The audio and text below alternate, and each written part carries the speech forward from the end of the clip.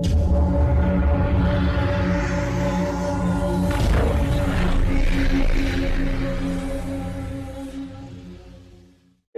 हो गए कि सर? पूछो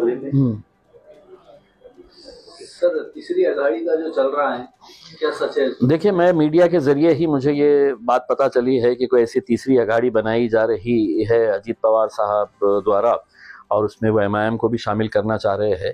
तो अभी तक ना तो मेरे पास कोई संकेत आया है, ना कोई संदेश आया है, ना किसी से कोई बात हुई है। और मैं महाराष्ट्र का एमआईएम का अध्यक्ष होने के हैसियत से जो भी फैसला होना है, अगर किसी अलायंस के साथ जाना है तो वो असद साहब और मैं मिलके ही उसको फाइनल करेंगे। लेकिन अभी तक ऐसा कुछ आया नहीं है। अगर आता है, कोई अच्छा प्रस्ताव आता है जिसके अंदर मुसलमानों को अच्छी नुमाइंदगी मिल सकती है, तो हम उसके बारे में पॉजिटिव तरीके से सोचेंगे। क्योंकि आज हमको एक बात समझ में आ गई है, लोकसभा के इलेक्शन के अंदर एक भी किसी भी मुसलमान को टिकट नहीं दिया गया। उसके बावजूद भी आज देश के अंदर हो या महाराष्ट्र के अंदर हो, मुसलमानों ने 2-2 घंटे तपती हुई धूप में खड़े रहकर वोट किसको दिया? तो सभी सो कॉल्ड सेक्युलर पार्टीज को दिया। चाहे वो उद्धव ठाकरे साहब की शिवसेना हो, शरद पवार साहब की राष्ट्रवादी हो, या कांग्रेस पार्टी को हो। और नतीजे में उन्हें तोहफा क्या मिला?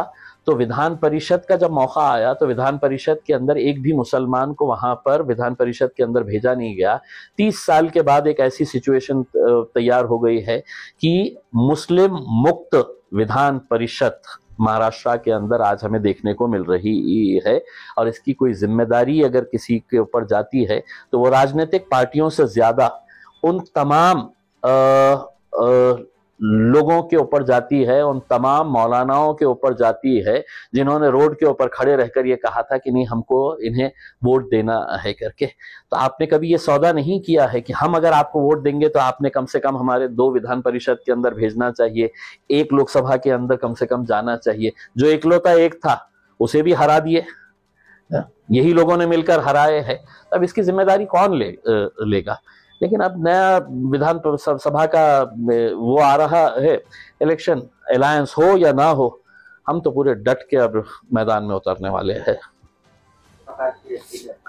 देखिए साहब, अब राजनीति के अंदर ऐसा हो गया है कि रात में किसके साथ रहते हैं, रात में सोते किसके साथ है, सुबह उठने के बाद है तो किसके साथ चले जाते हैं, ये पूरे महाराष्ट्र देख रहा है।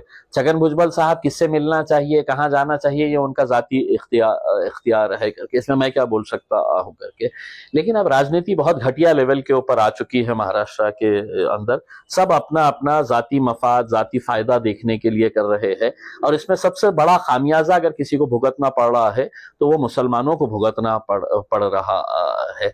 आप देखेंगे कि कल विशालगढ़ के अंदर जो हुआ है कोल्हापुर में, मुसलमानों के घरों में घुस घुस कर मारा गया। औरतों के गोद में छोटे छोटे बच्चे हैं, बिलक बिलक कर रो रहे हैं। उनके गाड़ियों को नुकसान पहुंचा गया, उनको तोड़फोड़ की गई है। कोई आवाज उठाने के लिए तैयार नहीं है। वही संभाजी महाराज जो शाहू महाराज के वंशज बताते हैं, उनके घराने से ताल्लुक रखने वाले, जिस शाहू महाराज को जिताने के लिए कोल्हापुर के मुसलमान सड़कों के ऊपर निकल आए, मौलाना लोग वहां पर है तो लोगों के बीच जा जा कर नहीं, हमको है तो इनको जिताना है करके पूरे घर में दुपक कर बैठ गए हैं इसमें। हसन मुशर्रफ साहब गोजड़ी ओढ़कर कहाँ गायब हो गए हैं पता नहीं चल रहा है। बंटी पाटिल वहां का नेता है, कैसे भीख मांग रहे थे मुसलमानों से कि हमको वोट दो करके, और मुसलमानों ने दिए। और उसका नतीजा ये मिलता है कि पुलिस की मौजूदगी के अंदर डंडे, हथियार लेकर, तलवारें लेकर मुसलमानों के घरों के ऊपर हमले कर रहे हैं। तब कहाँ छुप गए हैं वो लोग जो इनकी पैरवी कर रहे थे? अगर शाहू महाराज अगर दिल्ली तक पहुंचे हैं तो उसमें मुसलमानों का योगदान है या नहीं है, ये उन्होंने पूछना चाहिए, बोलना चाहिए हमारे को। या बोल दीजिएगा खुले तौर के ऊपर, नहीं मुसलमानों ने नहीं दिया है करके हमको। तो आज जो हालात बन के आ रहे हैं, कोई हमारे साथ आए ना आए, हम तो अपनी अब ताकत दिखा के रहेंगे। भाई, अतिक्रमण के बारे में हम कहीं पर भी ये नहीं कह रहे हैं कि हम किसी बात का हम ऐसा समर्थन करते हैं करके। उसमें अगर अतिक्रमण हुआ तो क्या आप तलवार लेके निकलेंगे? क्या इस मुल्क के अंदर, राज्य के अंदर कोई जंगल राज चल रहा है कि तुम तलवारा लेकर है तो मुसलमानों के घरों में घुस जाएंगे? 4 किलोमीटर दूर एक गांव जहां पर कोई अतिक्रमण का मामला नहीं, सिर्फ मुसलमानों के घरों के ऊपर हरा झंडा देखिए हाँ, और वहां पे घरों में घुसकर है तो गाड़ियों को जलाया गया, घरों में घुसकर तोड़फोड़ की गई। हाँ, क्या क्या ये इस तरह का राज चलने वाला है? तो हमको भी बता दीजिएगा कि साहब अब जिसके हाथ में लाठी रहेगी भैंस उसकी रहेगी करके। हाँ, तो हम भी कोई कमजोर नहीं है, हम भी लाठी उठाने के लिए तैयार है अगर आप हमको मजबूर करना चाहते हैं तो। हाँ, अगर पुलिस की मौजूदगी के अंदर ये गुंडा राज चल रहा है, हाँ, तो आप हमसे क्या उम्मीद करते बैठे हुए हैं? हाँ, कि हमने हाथ पे हाथ धरे बैठे रहना और देखते रहना चाहिए? हाँ हाँ, हमारी बहन के ऊपर हमारे घर में है तो उनके घर में घुसकर है तो हमला किया है। हाँ, बाकी हिजड़ों की तरह नहीं है हम। हाँ, हम भी है तो सरकार को, हुकूमत को, पुलिस को ये साफ तरीके से बताना चाह रहे हैं, अगर आप चाहते हैं हाँ, कि हथियार हमने भी उठाना चाहिए करके, तो हमारे में भी उतनी ताकत है, हम उठा सकते हैं करके। देखिए, मैं असद साहब का एक शागिर्द हूं मैं, तो यही असद साहब की बदौलत मुझे इस शहर का प्रतिनिधित्व करने का आमदार की हैसियत से मौका मिला। फिर मैं खासदार बना, उन्हीं की वजह से। आज अगर उन्हें मुझे कोई हुक्म देते हैं कि तुम्हें इलेक्शन नहीं लड़ना चाहिए, तुमने लड़ाना चाहिए करके, तो मैं वो काम करूंगा। अगर उन्हें मुझसे कहते हैं कि जाओ तुम ये कॉन्स्टिट्यूएंसी के अंदर जाके लड़ो, मैं वो काम करूंगा उसके अंदर। क्योंकि मेरे एक जिन्होंने मुझे यहाँ तक इस मुकाम तक पहुंचाया, मैं उनकी इज्जत करता हूं, उनके हुक्म का पालन करेंगे। आपल्या झालेल्या बैठकीमध्ये किती ठिकाणी आपण लढणार आहात ते ठरलेलं आहे? ये कुछ नहीं ठहरा है, हमने पूरे जिलों की मीटिंग लिए थे और ख्वाहिश तो बहुत सारे लोग रखते हैं उसमें। हमको ये भी समझ में आया कि कहीं सारे जिले के अंदर है तो बॉडीज जो है वो अचानक एकदम एक्टिव हो गई है, वो इलेक्शन लड़ना चाह रहे हैं करके। तो अचानक जो एक्टिव हो गए हैं उनको बोलेंगे कि अभी आपको और 5 साल मेहनत करना पड़ेगा। जो 5 साल से मेहनत कर रहे हैं उनको हम बिल्कुल कंसिडर करेंगे उसमें। वहां पे अच्छे कैंडिडेट्स अगर आएंगे और कोई भी जाति धर्म मजहब का हो, अच्छा कैंडिडेट अगर रहेगा तो हम बिल्कुल उतारेंगे मजलिस की तरफ से।